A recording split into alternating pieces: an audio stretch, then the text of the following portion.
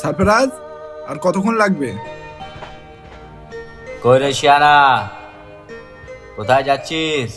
আজকে সন্ধ্যার মধ্যে যদি পয়সা না পাই না। তাহলে তুই দেখে নিস আজকে সন্ধ্যের মধ্যে আমার বস তোর কি করে। দাদা, তুমি আর কত লোকের কাছে টাকা ধার নিয়ে রেখেছো?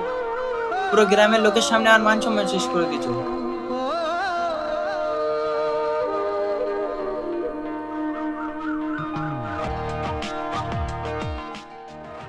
ওই শোন, তুই লালটু ছোট ভাই না? তো দাদা তোর পড়াশোনার জন্য আমার কাছে টাকা ধার নিয়েছিল। একা মনে প্রশ্ন শুধুই জবাব খুঁজে যায়। তোর ভুলেরই মাসুল তোকেই গুনতে হবে হাই। কেউ দেবে না রে জবাব খুঁজে, ভুলকে যখন